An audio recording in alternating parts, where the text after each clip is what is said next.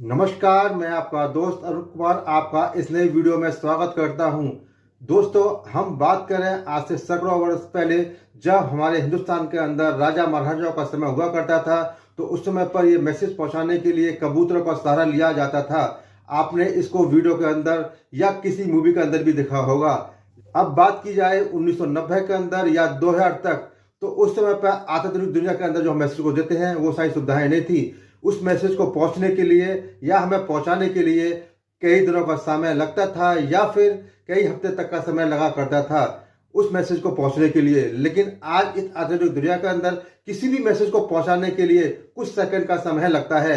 आज जो हम लोग व्हाट्सएप या फिर फेसबुक का या किसी सोशल मीडिया का सहारा लेते हैं मैसेज को पहुंचाने के लिए, वो सारी सुविधाएं आज से कई वर्ष पहले नहीं हुआ करती थी। हम सभी ने ये कल्पना भी नहीं की होगी कि कभी ऐसा भी समय आएगा कि हमें एक दूसरे के मैसेज पहुंचाने के लिए, वो चाहे हमें हिंदुस्तान से बाहर का हो या हमारे पास का मैसेज हो, यहाँ तक कि हम लोग कोई फोटो के लिए या हम लोग वीडियो के द्वारा हम लोग मैसेज को पहुंचाते हैं। यहाँ तक कि हमें आज का समय ऐसा है कि हम ऐसा लगता है कि हम लोग आमने सामने बैठ कर बातें कर रहे हैं। जैसे ही अभी 5G लॉन्च हुआ है, तो उससे ये कल्पना की जा रही है कि अब हमें ऐसा लगेगा कि हम लोग आमने सामने बैठ कर बातें कर रहे हैं। ये एक हमारे लिए सपने से कम नहीं है।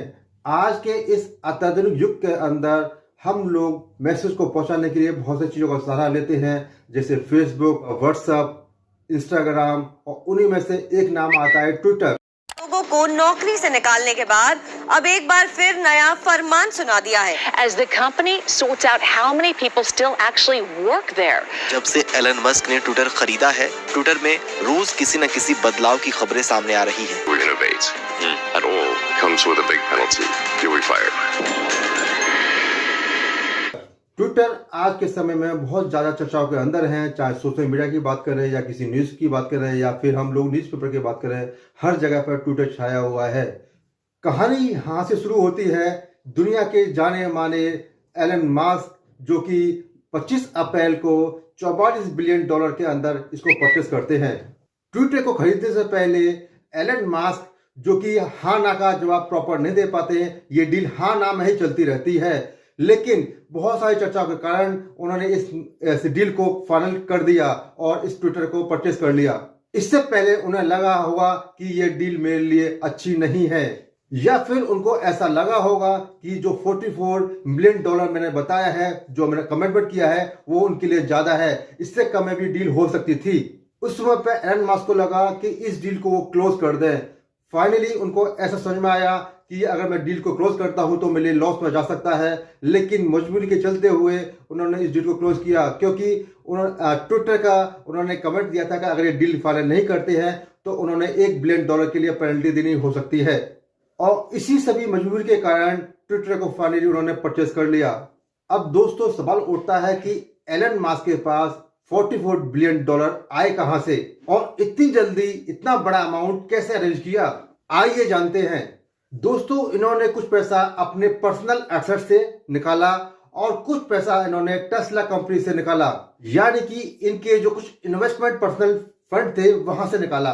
और सबसे बड़ी हिस्सेदारी वहां के बैंक ने निभाई, जो कि इतना पैसा देने के लिए केवल वहां पर 2 बैंक थे। पहला था मॉर्गन स्टैनले और दूसरा था बैंक ऑफ अमेरिका नॉर्थ। अब ये दोनों बैंक ने, इन्होंने मिलकर के दोनों बैंकों ने फाइनली का अमाउंट उनको दिया। इस तरह से इन्होंने $44 बिलियन के अंदर ट्विटर को खरीद लिया। लेकिन खरीदने के बाद उन्होंने ऐसा लगा कि मैंने ये डील ज्यादा अमाउंट के अंदर डील कर दिया है, जो उन्हें पसंद नहीं आई थी। क्योंकि ये कहते हैं ना कि पहले हमें डिसीजन लेना होता है, उस डिसीजन को करेक्ट भी करना होता है। तो उन्होंने फाइनली ये डिसीजन लिया कि मैं किस तरह से $44 बिलियन को किस तरह से मैं जल्दी से कवर करूं। इसके लिए उन्होंने एक बहुत बड़ा फैसला लिया, जो कि ये फैसला एम्प्लॉयज के हित में नहीं था, जिसमें उन्होंने इमीडिएट बेसिस पे 50% एम्प्लॉयज को उस कंपनी से बाहर निकाल दिया। और बड़े दुख की बात यह है कि उसमें से 90% हमारे इंडियन थे। हमारे हिंदुस्तान में हमारे सिटीजन के पास, हमारे नागरिकों के पास इतनी सारी टेक्नोलॉजी है, इतनी सारी इंफॉर्मेशन है, इतने सारे क्वालिटी होने के बावजूद भी उनको बाहर निकाल दिया। या फिर हम ये कहें कि एलन मस्क हमारे हिंदुस्तान से कितना प्यार करते हैं, कितना आगे क्या करते हैं, ये आप मेरे कमेंट बॉक्स में बता सकते हैं। उन्होंने ऐसा क्यों किया? चलो यहाँ तक तो सब कुछ ठीक था, लेकिन फाइनली उन्होंने ट्विटर के सीईओ मिस्टर पराग अग्रवाल को एलन मस्क ने फायर कर दिया। एलन मस्क से जब ये पूछा गया कि इतनी मात्रा में, इतनी बड़ी संख्या के अंदर आपने अपने एम्प्लॉयज को क्यों निकाल दिया गया, तो इसके जवाब में उन्होंने ये कहा कि आज के समय में ट्विटर बहुत ज्यादा बड़े लॉस से गुजर रहा है, तो उन्होंने कॉस्ट कंट्रोल करने के लिए इसको बाहर निकाला। ट्विटर आज के समय में $4 मिलियन लॉसेस में चल रहा है। ट्विटर जो कि इतनी बड़ी कंपनी है, आज के समय में लॉसेस में चल रही है, तो अब सवाल ये उठता है कि एलन मस्क आगे के समय में क्या प्लान करने वाले हैं। इसकी आगे प्लानिंग जानने के लिए समझते हैं आगे की वीडियो के अंदर।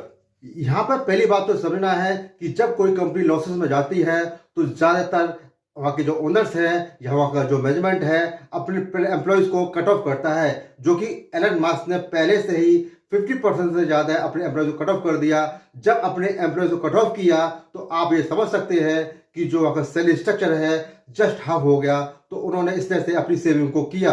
अब दोस्तों यहाँ पर सवाल ये भी उठता है कि वहां पर जो एम्प्लॉयज है जो एलन मस्क के साथ काम कर रहे थे, ट्विटर के साथ काम कर रहे थे, क्या वो इतने काबिल नहीं थे? यस, ऑब्वियसली वो इतने काबिल थे तभी वहां पर काम कर रहे थे। अब उनको तो कहीं न कहीं अपनी एबिलिटी के बेसिस पे उनको जॉब मिल जाएगा। अब मैं आपके साथ शेयर कर रहा हूं इस ट्विटर के अंदर कि एलन मस्क का प्लान क्या है, वो क्या चीज लेके आने वाले हैं। एक इमेजिन फैक्ट्स है इसके अंदर।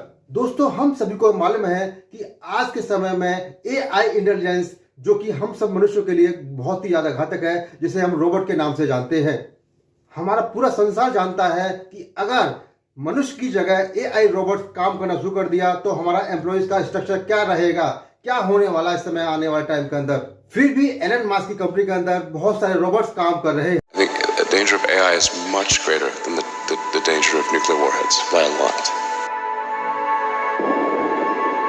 Mark my words, AI is far more dangerous than nukes. Do you like human beings? No, I don't like human beings. क्या यहाँ पे उनको सेल्फिश कहना ठीक रहेगा? एलन मस्क के परचेस करने से पहले ट्विटर कंपनी एक लिमिटेड कंपनी थी, यानी कि लिमिटेड कंपनी अपने शेयर मार्केट के अंदर निकाल सकती है, जो कि आम आदमी उस शेयर को परचेस कर सकता है। यानी कि वो उसमें बहुत सारी भागीदारी, गवर्नमेंट का इन्वॉल्वेशन भी रहता है। सेम चीज यहाँ पर और भी कंपनी के अंदर रहती है। लेकिन यही हम बात करते हैं, जब एलन मस्क ने ट्विटर को परचेस किया तो वो कंपनी के अंदर 50% को एम्प्लॉयज को निकाल दिया। इस तरह से उन्होंने कंपनी को प्राइवेट कंपनी में कन्वर्ट कर दिया। जैसे ही प्राइवेट कंपनी को कन्वर्ट करते हैं तो यहाँ पर पूरी भागीदारी ओनर की होती है। उस ओनर के अंदर वो चाहे तो उस कंपनी के अंदर खुद को रूल को चेंज कर सकता है।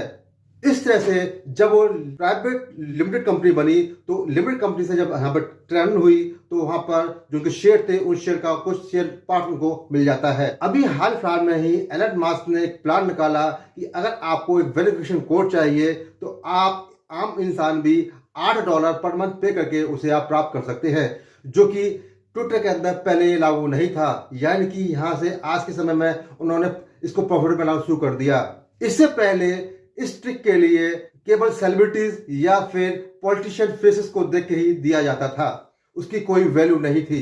लेकिन आज उसके लिए $8 पे करना होता है। दोस्तों अब हम बात करते हैं एलन मस्क के आगे गोल क्या रहेंगे। एलन मस्क चाहते हैं कि ट्विटर की रेवेन्यू जो है 2028 तक $26 बिलियन हो जाए, जो कि 2021 के अंदर यानी कि लास्ट ईयर केवल उसकी रेवेन्यू $5 बिलियन थी। And second things, Elon Musk चाहते हैं कि 2028 तक एक्टिव यूजर की संख्या जो कि 931 मिलियन के आसपास हो जाए, जबकि उसकी 2021 यानी लास्ट ईयर की जो संख्या थी जो कि 2017 मिलियन थी। ओवरसी बात है, जब हमारी एक्टिव यूजर्स बढ़ेंगे तो वहां पर उनका प्रॉफिट भी ज्यादा बढ़ेगा। अब इससे केवल यही फाइनल होता है कि हर एक इंसान के लिए, चाहे वो जॉब में है, बिजनेस के अंदर है या कोई भी चीज है, तो हम हर एक इंसान के लिए अपने जॉब के अंदर या बिजनेस के अंदर अपने गोल को सेट करना जरूरी है। यही हमारे लिए एक लक्ष्य रखना चाहिए जिसे हम उसे टाइम टू टाइम से पूरा कर पाए।